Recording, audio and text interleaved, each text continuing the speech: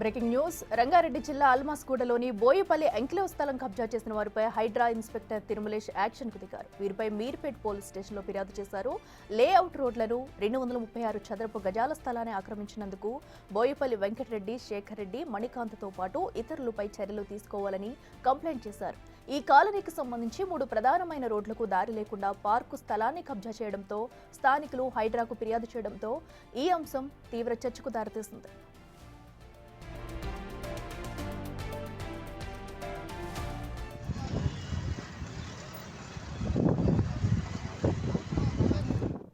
ఇదే అంశానికి సంబంధించి మరింత సమాచారం మా ప్రతినిధి సురేష్ అందిస్తారు. సురేష్, చెప్పండి, అటు బోయపల్లి ఎంక్లేవ్ లో కూడా అటు ఆక్రమణకు గురైన స్థలంపై కూడా అటు హైడ్రా కమిషనర్ అయితే చర్యలు తీసుకుంటున్నట్టు తెలుస్తుంది. అసలు ఎంత స్థలం కబ్జాకు గురైంది, డీటెయిల్స్ ఏంటి?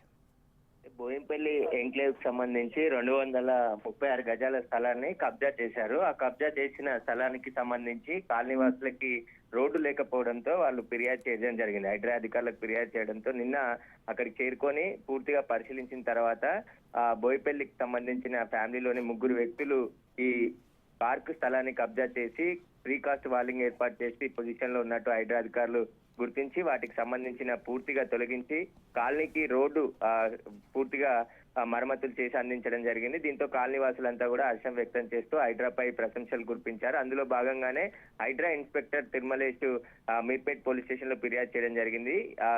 ఈ ఎంక్లేవ్ కు సంబంధించిన పార్క్ స్థలాన్ని కబ్జా చేసి అక్రమంగా అక్కడ పొజిషన్ లో ఉన్నారని చెప్పేసి వారిపై చర్యలు తీసుకోవాలని చెప్పేసి కూడా మీర్పేట్ పోలీసులకు ఫిర్యాదు చేయడంతో మీర్పేట్ పోలీసులు కేసు నమోదు చేసి దర్యాప్తు చేస్తున్నారు. మొత్తం 3 పైన కేసు నమోదు చేయడం జరిగింది. పార్క్ స్థలాన్ని కబ్జా చేశారు. వాటికి సంబంధించి పలు సెక్షన్ల కింద కేసు నమోదు చేసి దర్యాప్తు చేస్తున్నారు. Right Suresh, thank you.